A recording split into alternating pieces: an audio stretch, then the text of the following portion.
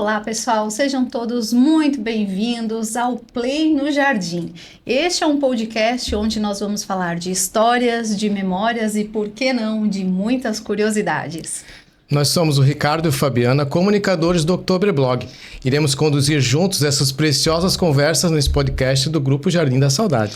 Muito bem, e no nosso episódio de hoje, um episódio muito esperado, e nós iremos conversar um pouquinho mais sobre tanatopraxia e também sobre todos esses assuntos, né, que envolvem aí a morte. Então, para isso, nós queremos dar as boas-vindas ao nosso convidado, o Gilmar do Prado. Seja muito bem-vindo. Obrigado pelo convite. O Gilmar, ele é agente funerário e também tanatopraxista, isso, né? Então, a gente vai conversar hoje bastante e vamos tirar muitas dúvidas do pessoal. Vamos lá. Vamos ver o que a gente pode orientar, o que a gente pode falar sobre essa profissão maravilhosa. Exatamente, ó, já começamos com tudo, né? Profissão maravilhosa. Olha aí, ó, que coisa boa, né? Para começar então, Gilmar, a primeira pergunta, né? Como você explicaria para o pessoal o que você faz no seu trabalho? Bom, antes de tudo eu quero agradecer primeiramente essa oportunidade, agradecer a Deus, que eu acredito que isso é um dom maravilhoso que Deus nos concede, né, de estar ajudando as famílias nesse momento tão difícil. Agradecer também a Jardim da Saudade, né, pelo convite. E a vocês que estão aqui, vão fazer essas perguntas e a gente vai estar conversando, tá? Bom, quando alguém pergunta sobre a minha profissão, sempre tem várias perguntas diferentes, porque há muitas curiosidades. Então, hoje, quando alguém pergunta o que é tanatopraxia, a gente tenta explicar o mais detalhado possível sobre a tanatopraxia, até porque tem muitos mitos, então no meio disso surgem muitas perguntas diferentes, qual a importância dela, o que é a tanatopraxia. Falando da tanatopraxia, para muitos que não conhecem, a tanatopraxia, ela veio para o Brasil entre os anos 80 e os anos 90, e a gente vê que isso passou um bom tempo. E as pessoas, mesmo passando esse bom tempo, já deu quantos anos, né? Uhum. Eles têm pouco conhecimento sobre a importância da tanatopraxia. Então, quando alguém pergunta, o que é o teu trabalho? Então, a gente está ali para dizer, olha, o nosso trabalho, ele é um trabalho onde a gente vai fazer a tanatopraxia para que haja mais segurança, para que dê um velório mais seguro no momento, que é um momento mais difícil, eu entendo, né? Aquela dor, aquele sofrimento. Então, a gente explica, né, sobre o nosso trabalho, a importância para que a pessoa ela tenha um funeral mais seguro. Eu tenho um ditado meu, né? Que não há um velório com alegria. Sempre há tristeza. Mas eu sempre digo assim, a pior tristeza é você estar num velório e você, como um familiar, você está ali olhando para aquele corpo e não ter uma boa aparência, né? Não ter ali algo que possa dizer ao último momento. Mas aí é tão bom, tão gratificante para nós dentro do nosso trabalho quando alguém diz assim, nossa, parece que a pessoa está dormindo. Isso para nós nos traz alegria. Então esse é o nosso trabalho. É porque é uma imagem muito chocante, né? É a última imagem que você vai ter do seu ente querido. Sim. E sobre isso, a gente veja que muitas pessoas acabam se decepcionando. Porque quando se fala de uma boa preparação de um corpo, muitas pessoas pensam assim, não, mas não há necessidade disso. E às vezes, quando chega lá no local, a experiência ela não é agradável. Realmente não é agradável. Eu já vou emendar a pergunta, então. A primeira coisa, na verdade, que eu quero perguntar é, há quanto tempo tu trabalhas com este ramo? Eu estou há 12 anos já, né? Eu trabalho mais de 11 anos já com tanatopraxia. Eu passo dentro desses 11 anos de trabalho experiências minhas, bons resultados que eu tive. Então é isso que eu passo. Então sempre sou muito seguro no meu trabalho, no que eu faço, sou sempre seguro. Então procuro fazer sempre o meu melhor, porque tenho uma responsabilidade muito grande sobre isso. Quando nós somos muito questionados, né? Quando nós falamos que nós trabalhamos junto com o Jardim da Saudade sobre... Ai, mas vocês não têm medo de trabalhar com os assuntos da morte? Isso não atrai coisa ruim? E a gente sempre diz que não, né? Que, pelo contrário, é um trabalho muito importante porque alguém tem que fazer. E a família, ela está toda naquele momento vulnerável. Sim. Então, alguém tem que ser o cerne ali para poder dar essa entrega, né? Com certeza. Quando eu entrei nesse trabalho, eu confesso que eu tive algumas dificuldades.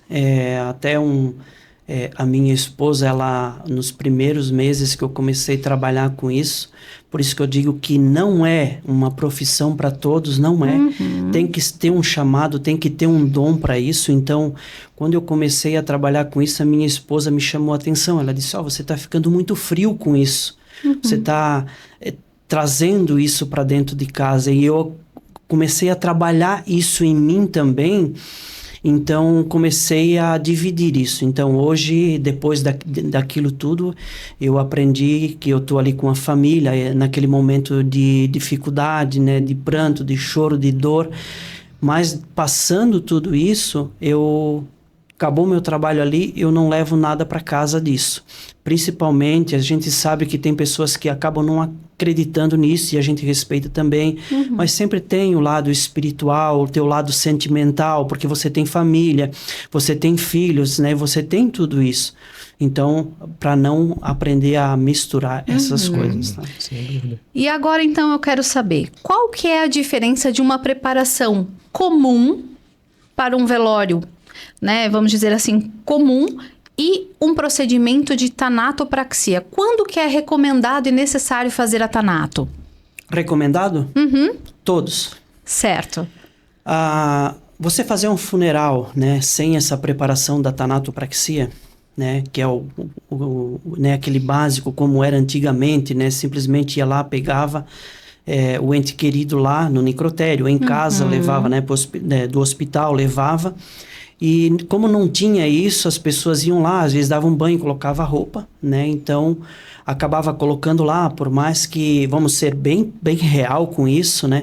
Levavam esses corpos para lá, né? Muitas das vezes faziam só aquele tamponamento, né? Tamponamento com algodão na boca, no nariz. Mas as pessoas não tinham... como não tinha todo esse trabalho de tanatopraxia, levava para o funeral.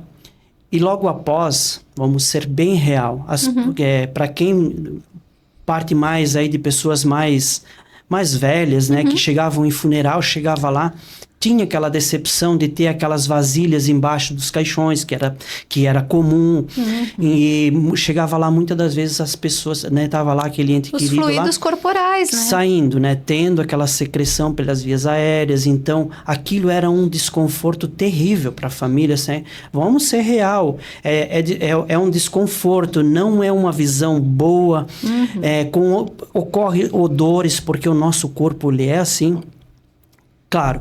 Depois entra esse procedimento da tanatopraxia. Tanatopraxia hoje ela dá uma segurança de quase 100%. Né? Nunca vamos dizer 100%, não, jamais. Né? Uma máquina quebra.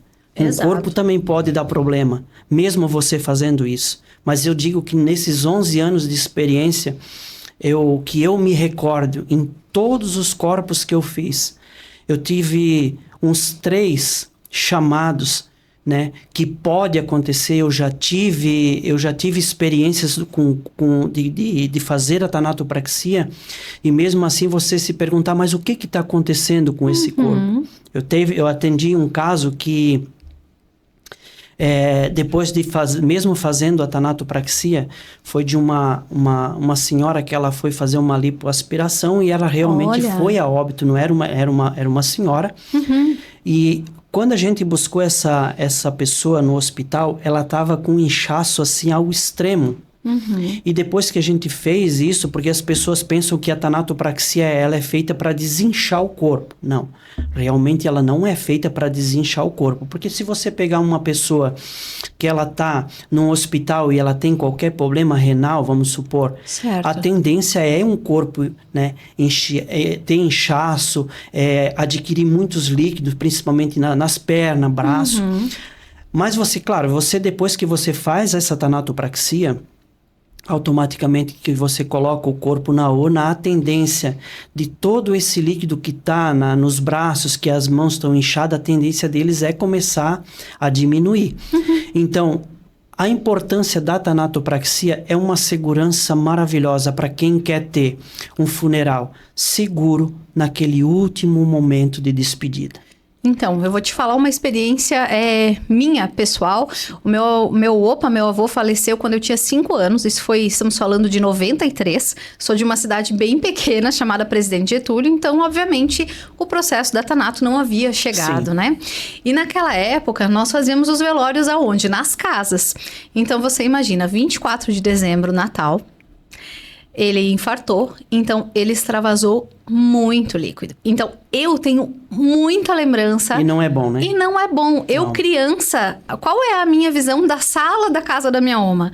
Aquele corpo extravasando, vindo uma farmacêutica a cada tanto de tempo, fazendo novamente o tamponamento e aquelas vasilhas.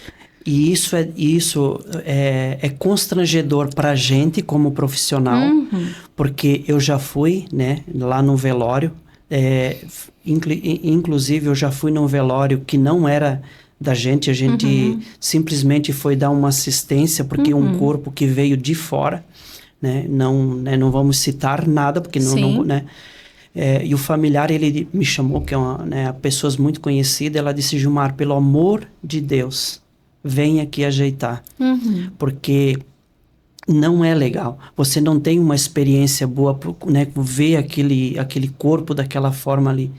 Então, é bom que vocês já tenham essa experiência para nos ajudar a passar informação que muitas das vezes as pessoas podem achar assim, não, mas eles têm interesse de lucrar com isso ou ganhar com isso. Né? Não é isso, gente, não é isso. Né? A gente entende e respeita quem realmente não quer.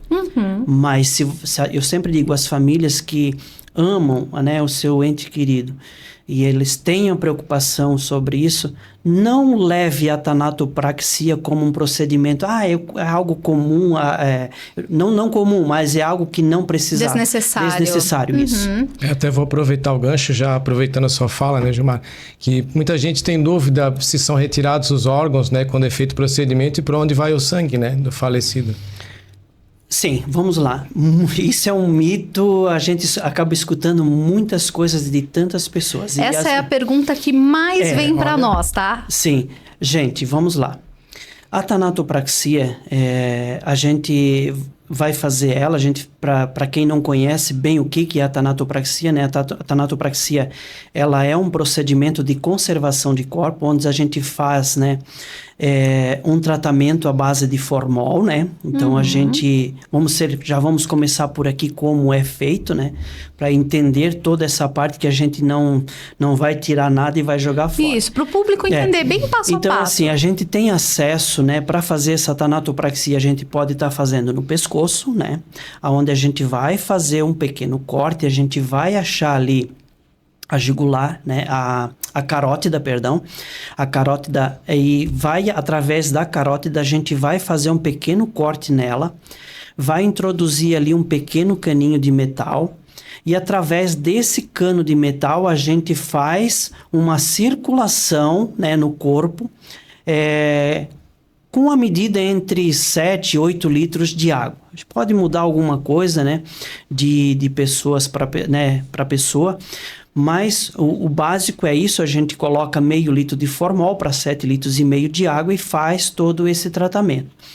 Logo em seguida, quando acaba esse processo de injeção, né, que a gente fala ali que é injetar o formol arterial, né, que ele já vai dizer que é arterial, logo após isso, a gente faz um pequeno furinho na parte abdominal, aonde logo após isso a gente vai fazer a aspiração. Toda essa aspiração, aqui é um ponto que a gente tem que colocar sobre essa pergunta. Vamos lá. Que ali não se sai nada, parte de dentro do corpo, a não ser líquidos e gases que tem. Então, essa aspiração, ela é feita para tirar todo o líquido interior, tirar todos os gases, aliviar toda aquela pressão abdominal.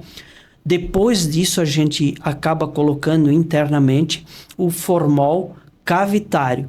eu geralmente coloco meio litro de formol cavitário, que ele vai conservar toda a parte abdominal. Mas se as pessoas acham que a gente tira, eu quero deixar aqui algo muito claro e muito importante sobre isso. A gente pode acontecer de pegar um corpo, vamos supor que ele foi de acidente. Certo. E acidente ele pode acontecer da pessoa perder qualquer pele, qualquer coisa. Gente, tudo que sai do corpo, que seja parte de carne, pele, tudo isso a gente coloca no corpo. Nada disso é descartável. Então, internamente, a gente assim não retira nada a não ser que é líquido e gases. Só. Tá, eu vou te fazer uma pergunta sobre isso daqui a pouco. Sim. Mas eu acho que é bem importante a gente falar, pessoal, que as funerárias, né, para trabalharem com isso, elas seguem normas que são muito rígidas. Sim. Né? Licenças ambientais que precisam, né, ser seguidas. Então, hoje, sobre licenças, por isso que as pessoas aí, quando se fala sobre tanatopraxia, e uma empresa que ela tem uma sala de tanatopraxia, seja qualquer funerária, não é eu que vou estar aqui falando. Você tem um processo, né, ambiental, você tem que seguir tantas normas. E muitas pessoas, quando se fala sobre um valor de fazer uma tanatopraxia, né, as pessoas pensam, nossa, mas para que isso, né? Só que para você hoje ter uma sala, você sabe que você vai... Gente, você tem que batalhar muito por isso, são muitas regras. Esses materiais, né? Isso tem que ser muito seguro, isso a gente tem que pagar uma empresa, não é a gente que faz, a gente tem que pagar uma empresa para fazer toda a coleta desse material, né? Porque as pessoas pensam que a gente coloca em qualquer... Isso, para onde vão esses fluidos? Me conta. Esses fluidos, né? Toda empresa, ela tem um tanque para esses fluidos, né? Que sai, elas são depositadas. A partir do momento que esses tanques ali enchem, mas muitas das vezes tem um período também, a gente paga uma empresa que recolhe todos esses fluidos, é uma empresa especializada nessa área, onde ela leva todo esse material para ser tratado. Então, tudo tem um custo. Além disso, não é você hoje ter uma sala, você tem que ter um profissional, não é alguém que vai lá pegar um material, tá aqui, vai fazer um tanato. Não, você vai ter que fazer um curso para isso, né? Você vai ser pago como um funcionário que fez o curso para isso, então tudo tem um custo. Mas a importância da tanatopraxia, ela é maravilhosa. A segurança, né, que traz para o velório, enfim, com certeza, né? Com certeza. As pessoas, muitas vezes, elas não têm consciência, elas acham que a decomposição começa só a partir da hora que nós sepultamos o nosso doente. Mas não, faleceu, já começa... Falo sobre isso também. Então... eu sei que o que eu vou colocar aqui, muitas pessoas vão dizer assim, eu já me deparei com uma situação dessa. Porque a tanatopraxia, ela não é só porque você vai ter um problema de olhar ali e dizer assim, mas eu acho que não vai ter problema. Talvez você que perdeu um ente querido, você vai dizer assim, realmente aconteceu. Você estava lá no hospital e a pessoa faleceu ou em casa, e daí de repente você veja que a parte do rosto, né?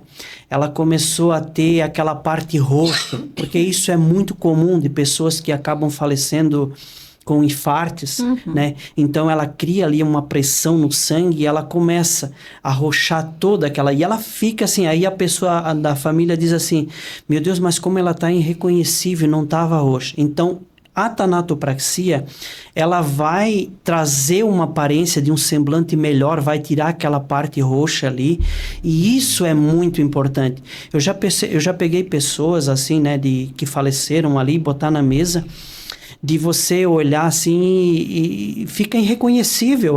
Ela tá tão roxa a face que não tem, a família vai dizer assim, não é.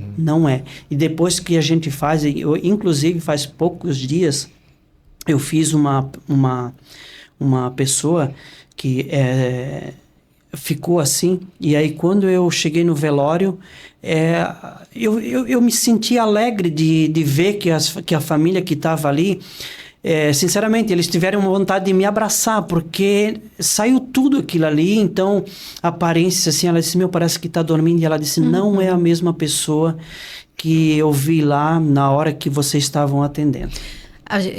Sempre trago muito isso para as pessoas que conversam conosco, né, Ricardo?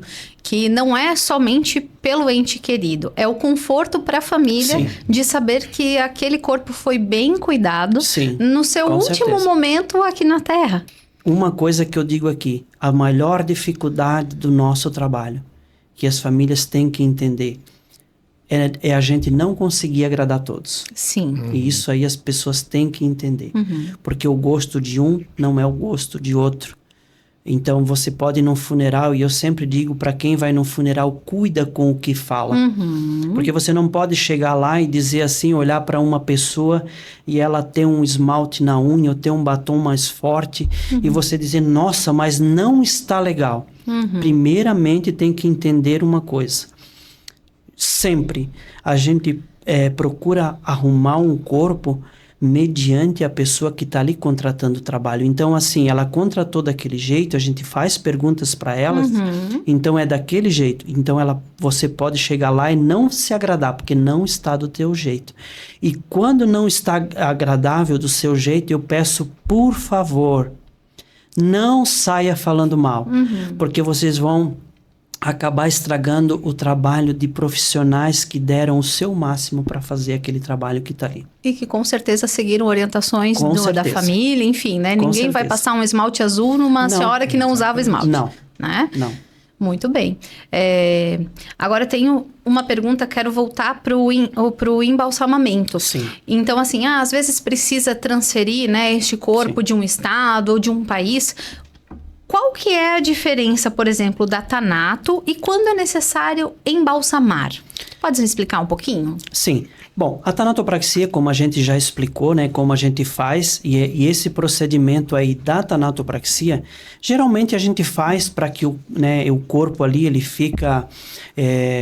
Vamos supor, faleceu hoje de manhã, você pode deixar hoje o dia, à noite, pode fazer o sepultamento amanhã, né? Porque ela vai ter um período culto de velório, né? Então, essa é a tanatopraxia. O embalsamamento, ele sempre tem umas regras, principalmente quando vai-se para um outro estado, né? Só fazer uma colocação aqui sobre a tanatopraxia também, que eu já fiz tanatopraxia, inclusive a gente fez uma tanatopraxia numa senhora que eu fiz ela no final era numa quarta-feira, e esse corpo ficou no nosso laboratório e ele foi sepultado só no sábado, e isso eu fiz uma tanatopraxia. Claro que antes de a família dizer pode ser feito isso, eu já falo assim, ó, eu tenho que olhar o corpo, eu tenho que olhar a conservação desse corpo, sobre pele, né, sobre como está o corpo, para, né, fazer, então, a tanatopraxia. Ela não é feita para aguentar tanto, mas eu já cheguei a fazer na quarta-feira e fazer um sepultamento, né, no sábado, que era alguém da família que estava em outro país e estava retornando. Então, falando do embalsamamento, é algo quase que obrigatório, quando você vai viajar muito longe, mesmo que vai com um carro, né, da funerária, mas maior parte da exigência é quando se vai para aviação. A aviação, ela exige, né, você tem atas para assinar, você tem todo um processo de documentação que é exigência sobre isso, não é simplesmente você fazer, botar lá e vai no avião, não. Então, aí a tanatopraxia, o embalsamamento, perdão, aí é necessário a gente abrir esse corpo, tá? Aí as pessoas entenderem isso, que a gente vai abrir todo o corpo, né? Vai tirar tudo que tem de dentro, a gente vai colocar ele num recipiente ali, né? Todos esses órgãos a gente vai colocar ali para fazer um tratamento desses órgãos, né? Então eu digo assim que né? De uma quarentena, que eu vou colocar eles ali dentro, vou fazer um tratamento individual de tudo isso ali dentro, né? Deixando ali tratar. Enquanto ele fica ali, que eu chamo esse tempo de quarentena, né? Que fica ali tratando, eu já vou fazendo as outras partes do corpo, onde a gente vai tratar toda a parte interna, né? Então a gente eu uso também ali outros produtos, como a gente pode estar usando ali Tanato gel, né, que a gente vai fazer um tratamento na pele interna. Tem o Tanato pó, que é como se fosse uma serragem, né, bem miudinha, que a gente acaba colocando ali para que, se tiver qualquer tipo de líquido, ele vai absorver ali, né? Então, para evitar, né? Vamos ser real, muitas vezes é necessário a gente abrir até a parte, né, da cabeça, fazer todo esse tratamento, né?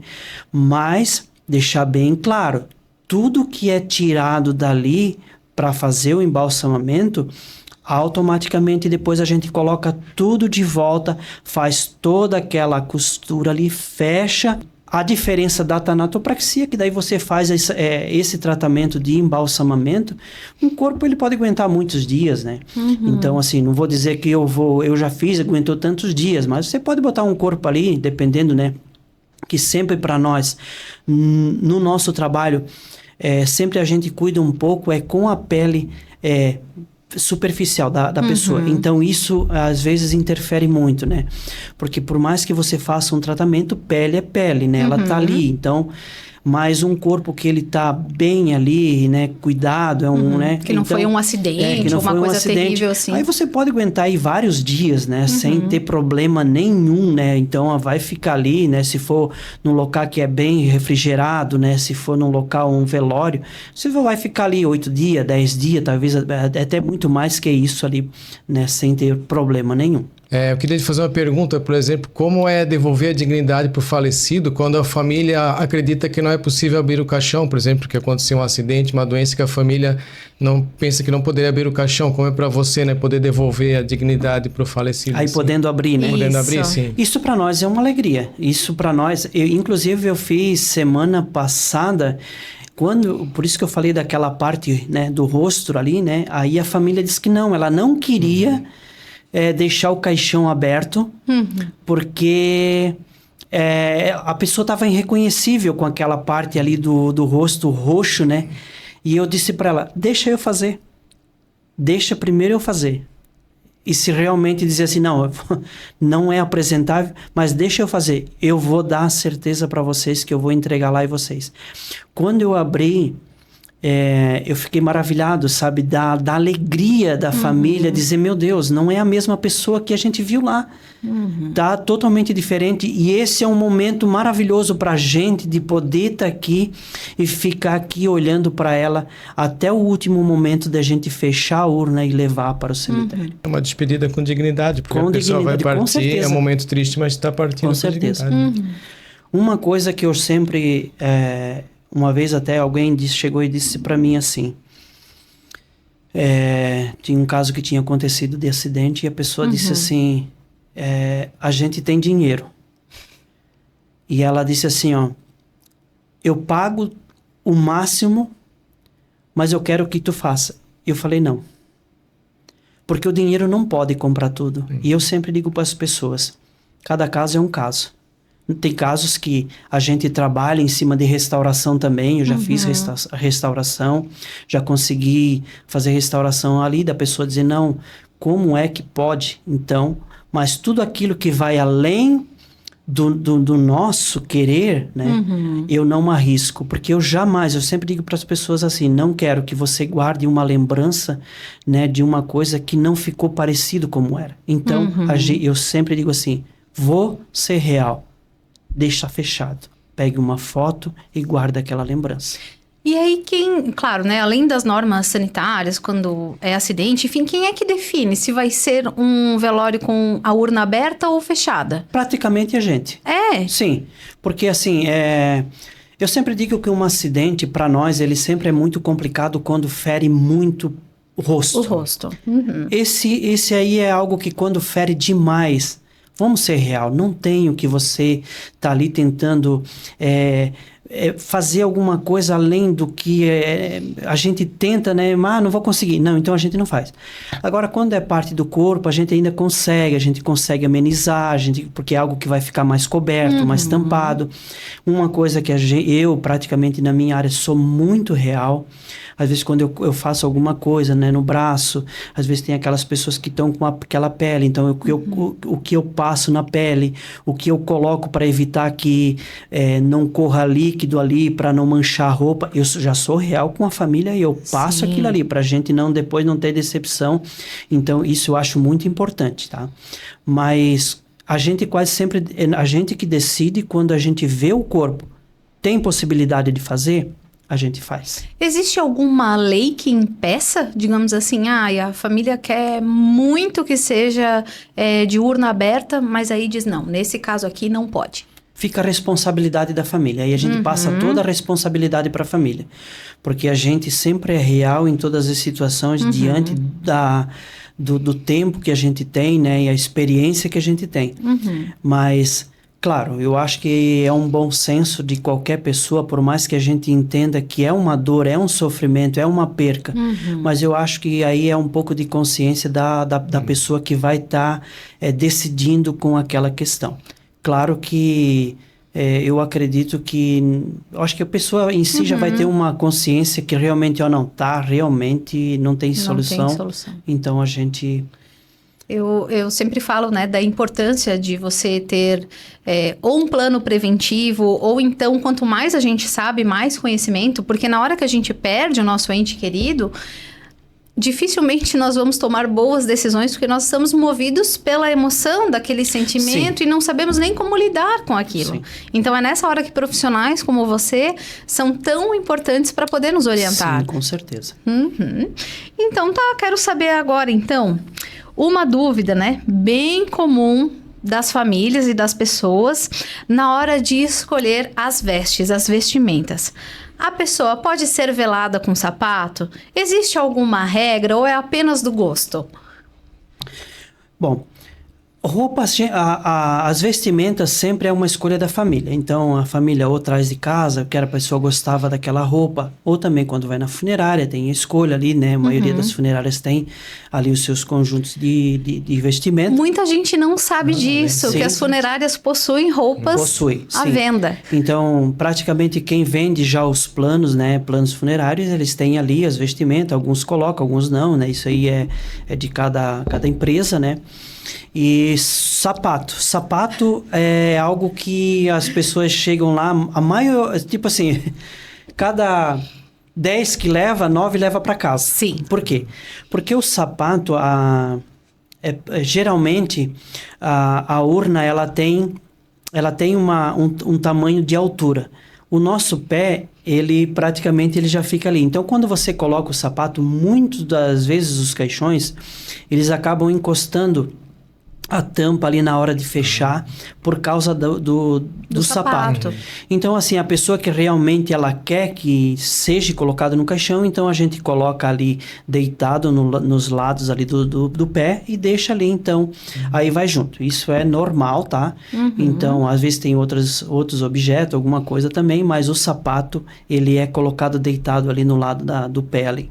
Nos perguntam muito no nosso direct se é verdade que vai só a roupa de cima, que daqui para baixo nada. Mito, né? Mito. Então, assim, da cintura para baixo, a gente sempre, eu, né, falo para a família. Traz um terno. Daí muito assim, mas que tipo de roupa que eu vou usar para baixo? Eu falei, você pode trazer uma roupa íntima, que é o comum, né? E pode ser uma bermuda, pode ser uma calça, mas traga. Pode trazer que a gente vai colocar, porque não vai aparecer. Porque o que vai aparecer praticamente sempre, né, é da cintura para cima. Então, ali a pessoa pode colocar uma bermuda, pode colocar um calção de dormir, pode colocar um pijama, fica à vontade, né? É uma escolha da família. Eu falava com uma pessoa esses tempos sobre isso, que ela diz, eu não queria ser sepultada sem calcinha e sutiã. Eu disse, mas então deixe registrado que você gostaria, porque isso também tem a ver com a dignidade humana. Sim. Isso acontece muito porque a maior parte das famílias que a gente tem, que atende, eles têm essa exigência, ela gostava disso, ela gostava daquilo. Então, assim, a gente busca Às vezes as pessoas chegam lá, eu esqueci tal coisa. E a gente diz assim, nós temos aí em torno de 1 hora, praticamente 40 minutos, 1 hora, onde a gente vai estar todo fazendo a parte de tanatopraxia, né? Eu achei rápido até. Isso depende muito, às vezes de 40, tanatopraxia, às vezes 40 minutos, 1 hora, isso varia de corpo, pode levar 1h30, pode levar mais, entendeu? Mas isso varia de corpo para corpo. Então, aí a gente diz, vai em casa e busca lá que a gente vai colocar. Gente, uma coisa que a gente estava falando da tanatopraxia, e ali no início da primeira pergunta, quando foi falado sobre fazer um funeral sem a tanatopraxia, eu quero que as pessoas entendam uma coisa, por mais que a gente não vai fazer tanatopraxia, um corpo, quando a gente leva para o laboratório para estar fazendo isso, as pessoas pensam que a gente chega lá no laboratório, a gente só vai colocar a roupa e vai colocar no caixão. Não.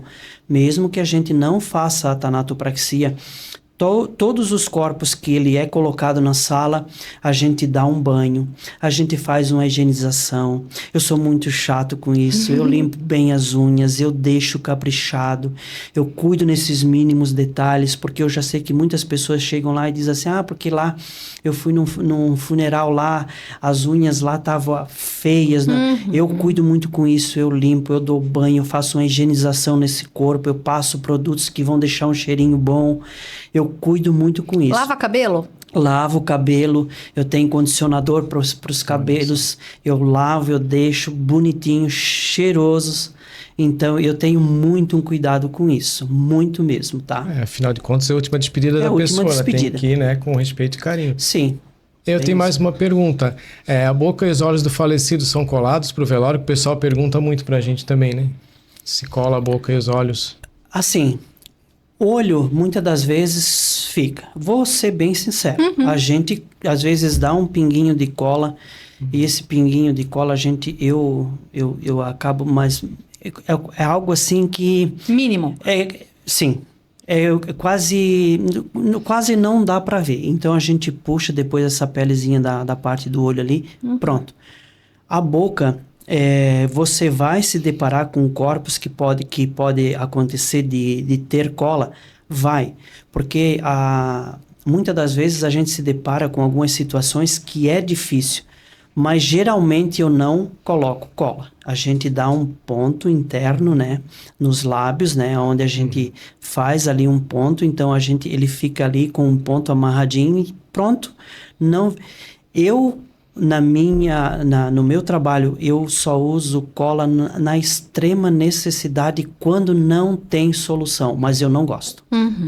Então, assim, acho que às vezes colar é um termo, né, tão forte, né? Vocês acabam usando de artifícios para poder... para fazer. Deixar, né, o mais apresentável possível.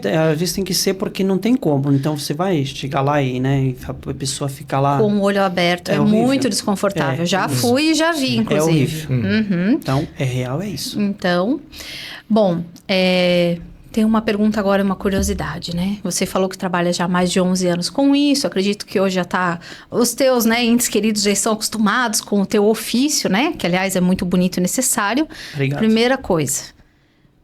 Se você falecer, vai passar por tanatopraxia? Vou, com certeza, porque a minha família, ela, por já entender, né, esse procedimento, vai saber que isso é um seguro para um funeral mais... com um conforto melhor. Muito bem. E então, você sente algum tipo, assim, de desconforto ou medo quando vai tratar de um corpo? Como foi no começo? Causou um estranhamento? Como é que você chegou nessa profissão? Eu senti uma certa dificuldade, com um pouco de receio de ter a preocupação de fazer alguma coisa errada.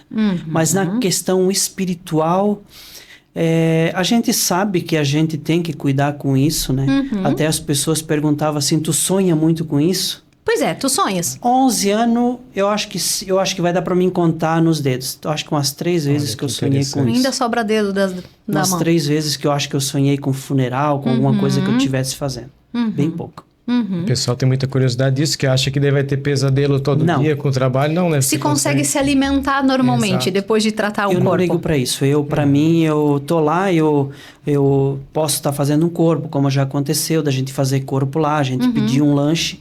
Eu saio da sala, porque às vezes você está lá fazendo um embalsamento, porque você vai fazer um embalsamento, não é uma tanatopraxia, você pode ficar em cima de um corpo ali, trabalhando 2h30, 3 horas ou mais.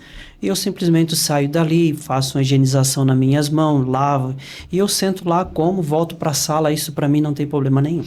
E tens alguma preparação, já que a gente estava falando do espiritual, né? Algum processo que tu faz, tu ora, reza, alguma coisa assim, antes de começar a tratar um corpo?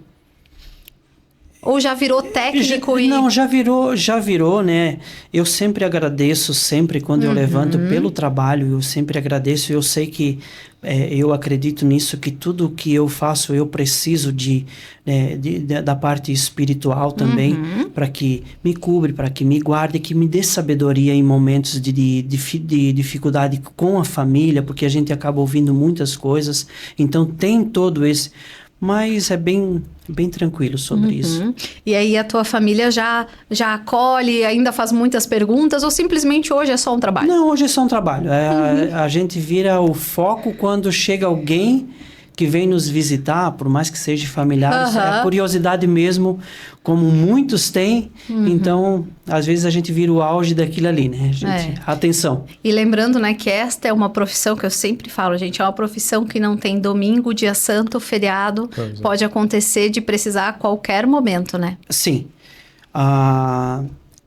Uma das coisas, assim, que foi muito difícil para mim também na minha área foi na época da pandemia, né? Ah, com certeza. Então, isso foi muito difícil, porque a gente foi muito sofrido. Porque, assim, hoje, até de falar que eu tô tranquilo aqui falando sobre isso, assim, né?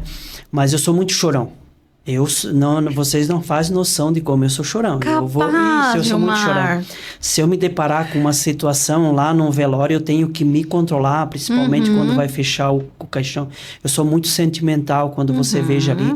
Às vezes tem pessoas jovens, né, que vêm a falecer, ou pessoas muito amadas que têm aquele choro. Eu sou muito sentimental, então eu sou muito chorão sobre isso. Então, a gente acaba...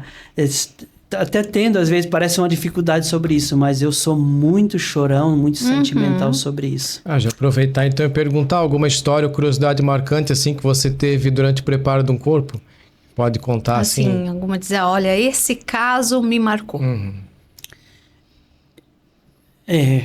Ou mais de um, né? Fica à vontade. Eu não vou citar aqui, né, quem foi, mas eu atendi uma menina, né, que ela foi um caso terrível. Era um conhecido. E marcou.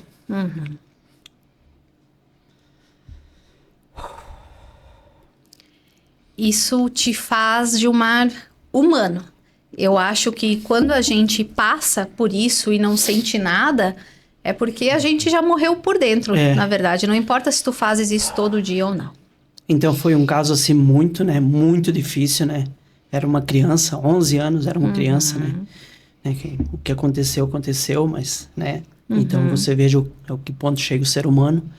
Então, foi muito marcante para mim. E eu deixo uma outra história, que eu digo assim, eu já atendi famílias de chegar chorando ali, olhar para mim e dizer, Gilmar, eu gastei milhares e milhares e milhares, mas a minha riqueza não conseguiu trazer o meu filho de volta. O que eu quero falar com isso? O dinheiro não compra tudo. Por isso que eu deixo uma mensagem. Gosta de alguém?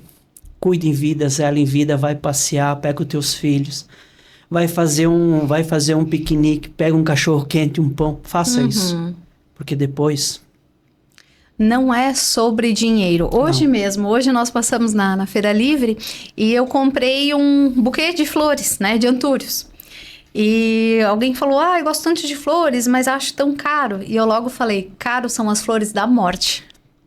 As da vida são maravilhosas, né? Por que a gente não pode ter o belo agora, né? Então, caro é depois que não tem mais o que fazer. Bem isso. Simples assim. Simples. E tu lidas com isso todos os dias. Todos os dias. Vê os arrependimentos das pessoas, né? Sim. Com certeza.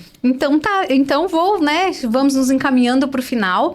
Eu quero pedir para ti, para você deixar uma mensagem para quem tem medo de falar sobre esses assuntos da morte, para a gente, assim, desmistificar um pouco sobre a importância de a gente falar de tanatopraxia, de deixar as vontades registradas em vida. Importante né? isso. O familiar, às vezes eles sepultam um familiar com uma roupa que ele não usava. Que não... Sim. Sepulta de terno, a pessoa usava só regata. Né? Então, qual é a importância de a gente falar sobre esses assuntos? Primeiro assunto, aproveitando aqui, né, o pessoal da Jardim da Saudade que fez esse convite, eu agradeço de coração. Obrigado, né, por esse espaço. Então, orientar já a família, porque muitos acabam ficando perdidos sobre o que fazer. Às vezes você se depara com pessoas que eles chegam lá 1 hora depois, 2 horas depois, e daí elas vão dizer, eu fui lá atrás de um pastor, de um padre primeiro. Não, gente, quando acontecer isso, procure uma funerária. Procure eles, porque eles vão te orientar a não pegar caminhos longos, e eles vão te ensinar, te orientar o que você tem que fazer, o que vai ser mais prático. Então, a prioridade é você procurar uma funerária, né, para que você possa ser orientado para que alivie aquela carga ali, porque é o que nós passamos para a família. Eu sei que assim, quando eu vou fazer um atendimento, que eu também faço atendimento, né, com as famílias, faço toda essa parte de venda também. Então, assim, as pessoas chegam lá, elas chegam assim, sabe, é igual aquelas pessoas que chegam todas armadas. Eu gosto de desarmar eles, para tirar aquele peso. Então, eu vou ali, eu vou sentando, vocês têm que fazer isso aqui, que é prioridade. E todas as demais coisas, elas vão se organizando com o passar do tempo. Então, aquilo que você não precisa ir correr hoje, não vai. Você já vai ter esse momento que vai ser de escolher o caixão aqui, depois ir para o funeral, até fazer o sepultamento. Depois que faz o sepultamento, aí tem os outros processos burocráticos e documentação. E sempre procura deixar o que a pessoa quer de escolher, deixa marcado, já deixa separado, se prepara para isso, porque eu sempre digo, as pessoas pensam assim, eu não estou preparado para isso. E eu já digo assim, tem pessoas que chegam lá e que eu não acho errado, mas eu respeito quem não quer fazer. Às vezes a pessoa está lá no hospital e a família vai lá na funerária porque já sabe que, né, é os últimos momentos, e elas querem organizar. Não é que elas estão empurrando aquilo, não é que elas querem que a pessoa já morra, né? Não. Você tem que entender que às vezes as pessoas que estão ali, que estão correndo atrás disso, eles têm a preocupação, porque tudo é um processo burocrático. E se você tem essa vontade, vai lá, procura um plano, ou se não tem um plano mesmo que vai fazer particular, mesmo que não queira escolher um caixão, né? Não vou lá só escolher o caixão. Vai lá, tira uma informação sobre o que você tem que fazer, qual o primeiro passo, se vier a acontecer, para que não te pegue de surpresa. A gente fez um vídeo pro Jardim certa vez, e são mais de 100 decisões que a gente precisa tomar na hora, né, que um ente querido falece. Então, essa parte de a gente falar sobre, trazer conhecimento e educação sobre este tema, que afinal é um clichê, mas é a nossa única certeza, né, é bastante importante. Então, a gente só tem a te agradecer por tu teres topado esse convite. Que bom. Se precisar, é só chamar. Eu agradeço a vocês, agradeço a Jardim da Saudade também. Também agradeço também a equipe da Funerária Butski, né, que me liberou para esse espaço, para que eu pudesse estar aqui. Eles são pessoas maravilhosas para mim, né, que sempre me apoiaram, e eu sou grato por tudo isso. Então tá bom, pessoal. Então esse foi o nosso episódio de hoje. Até a próxima, né, Ricardo? Até a próxima. E a gente já vai pedir para vocês seguirem aqui as redes do Jardim da Saudade, também o Oktoberblog. Daqui a pouco sai o episódio no ar, e até a próxima.